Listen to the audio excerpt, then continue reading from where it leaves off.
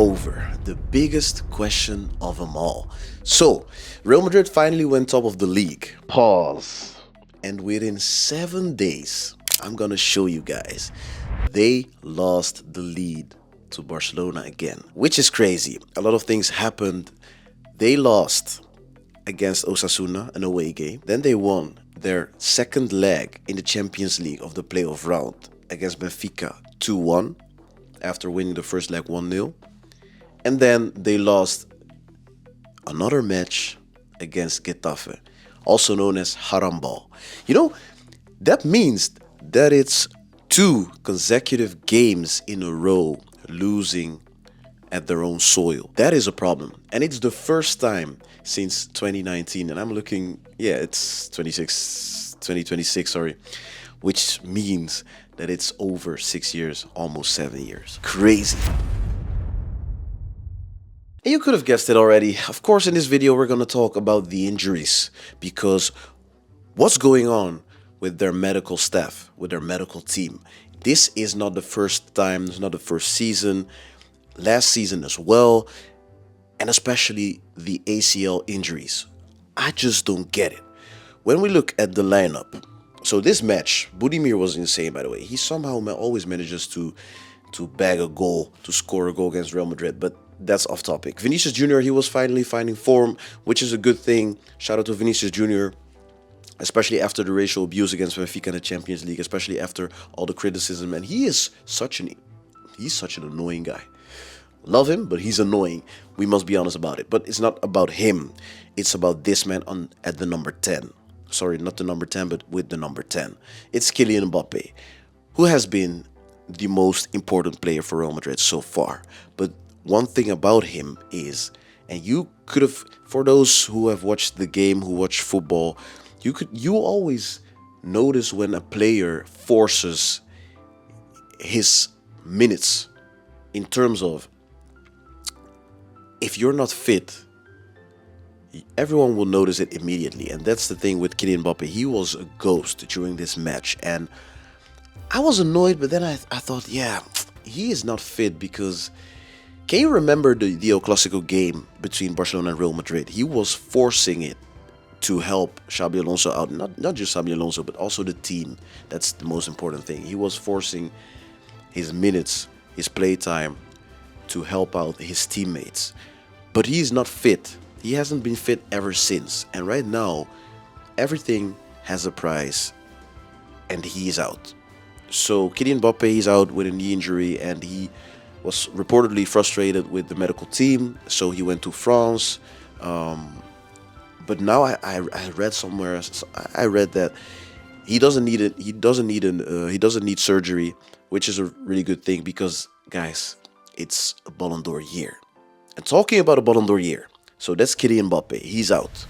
When we look at the whole team, so the list of injuries: Dean Huijsen, that's one.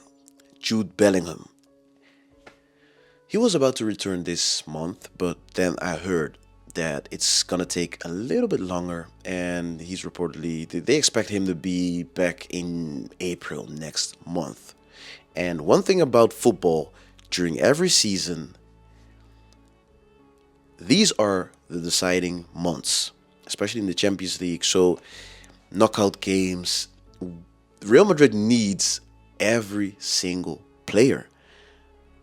But yeah, Dean Huijsen, Jude Bellingham, Eder Militao. And Militao, last season was tough for him, this season as well. Then there was the second leg against Benfica, which they won.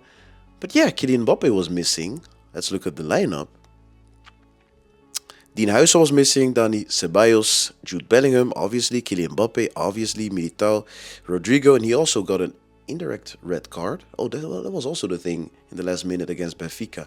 And then this match. This match is really important to mention because it wasn't just the second consecutive game they lost at home after they lost the top spot in the La Liga table. When we look at the lineup, starting 11, so they finally played with a number 9, with a striker, which is a good thing. But then the injury list: Kylian Mbappe, Dani Ceballos, Jude Bellingham, Raul Asensio as well.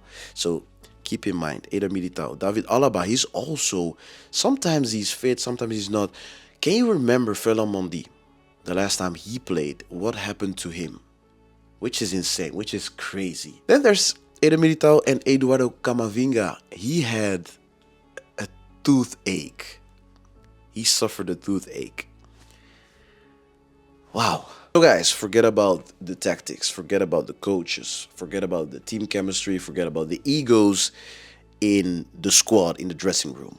I'm going to ask you a question, because when you look at the starting 11, when you look at the substitutes, and let me mention Ferland Mendy again, let me mention Dani Carvajal again, because he was injured as well. Damn. Let me mention Kylian Mbappe, Dani Ceballos, Jude Bellingham, Raul Asensio, Eder Militao, and Eduardo Camavinga again. Now I'm going to look you in the eye. When was the last time Real Madrid played with a completely fit starting 11? Can you even imagine those days? Can you even imagine? Because right now, Gonzalo Garcia is fully fit, Vinicius Jr. is fully fit, then there's Arda Güler, then there's Federico Valverde, but I know that Mastantuono, he got a red card, so he can't play the next game. And who are they playing against? When I click Real Madrid, Celta de Vigo, an away game. Yeah, that's on Friday, I think. That's in 2 days, and next week they play Manchester City. And by the way, for men, they are quite lucky. They are quite lucky because I think they have 3 attackers right now. My personal opinion is their midfield isn't good enough, their defense isn't good enough, and apart from the players being injured, that's just my opinion. They miss a maestro, never replaced Toni Kroos, Casemiro, Modric, their midfield. Shout out to Camavinga and Tchouaméni, but especially I've seen Tchouaméni play for France, Camavinga play for France. They have different roles compared to how they play, how they are used with Real Madrid. For example, Tchouaméni being used as a center back, misused as a center back for years, and we can't rate him. We can't. That wouldn't be fair. So that's a struggle. Injuries. Now let me emphasize one important thing.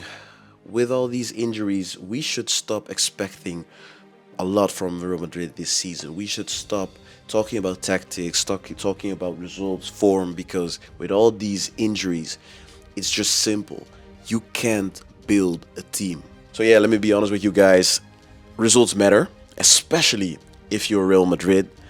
The pressure is high, expectations are high, but we must be realistic. Right now, it looks like Real Madrid's season is over already. Manchester City next week, they must feel lucky. They must feel good. They must look forward to this matchup, the matchup we see every single year, by the way, which is insane.